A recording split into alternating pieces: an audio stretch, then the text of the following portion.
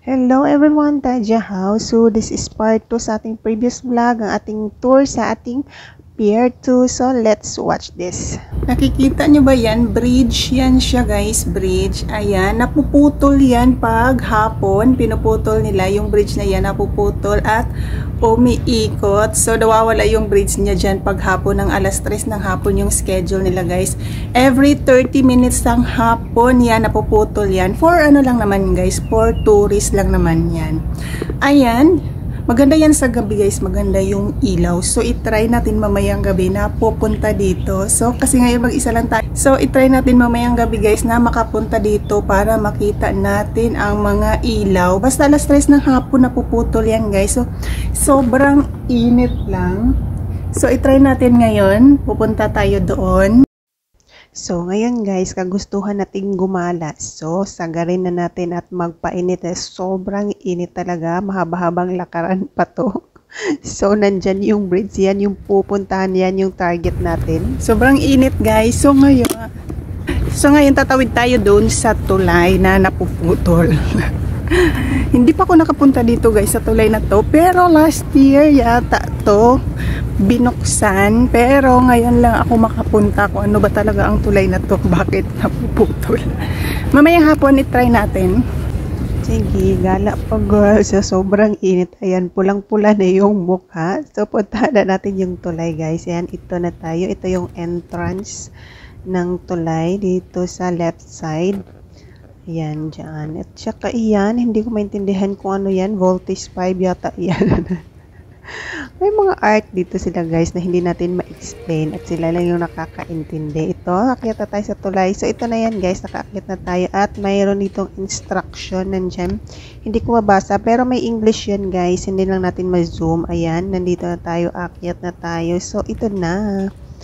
Ito yung naiikot na tulay. Naiikot to paghapon. So, ito yung hitsura lang niya, guys. Maganda siya sa malayo. Pero actually, maganda talaga to sa gabi. Kasi sobrang ganda ng ilaw dito.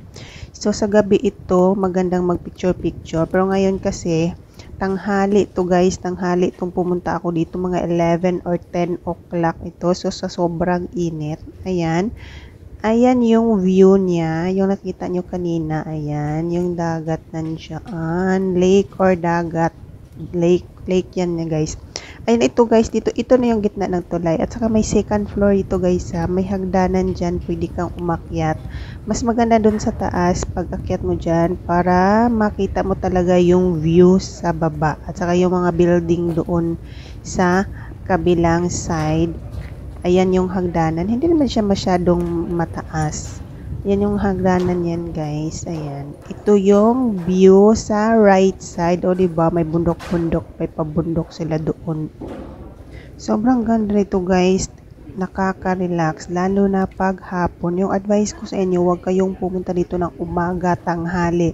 Hapon kayo pumunta dito mga 4 to 5 hanggang sa gabi para di masyadong mainit. O, diba? Tingnan nyo yung mukha niyang babaeng yan. Sobrang pulang-pula na.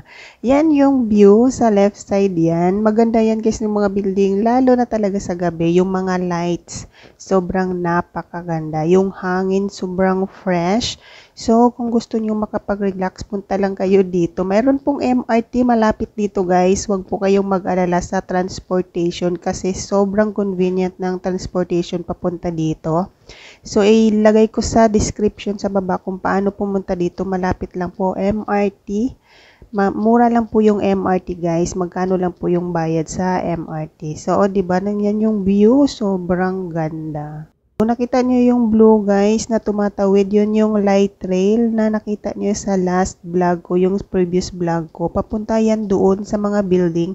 Yung mga building na yan guys ay mayroon din dyang spot na sobrang ganda. Ang tawag dyan ay Love River. So yun yung pupuntahan natin next vlog. So ayan si girl, nagpahangin ng sobra. Ang ganda din dito sa kabilang side guys, oh, kasi bundok-bundok. Yan, oh, tingnan nyo.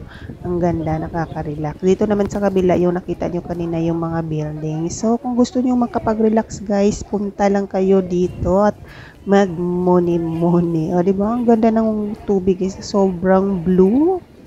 Yung bundok, diba? Ang ganda, sobrang nakaka-relax. So next time guys, pwede kayong pumunta dito. Hapon, much better para hindi masyadong mainit.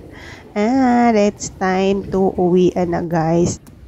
So ngayon guys, maglalakad tayo pa uwi. Papunta na tayo sa MRT station. Nakita niyo yung mga painting guys, yung mga bahay-bahay sa gilid at saka mga building sa gilid. May mga painting kasi ang lugar na to ay declare ng Art District ng Kaohsiung. Nagiging Art District na siya ng Kaohsiung, Taiwan. So, pauwi na tayo guys and it's time to say goodbye. Thank you so much guys for watching. See you on my next vlog.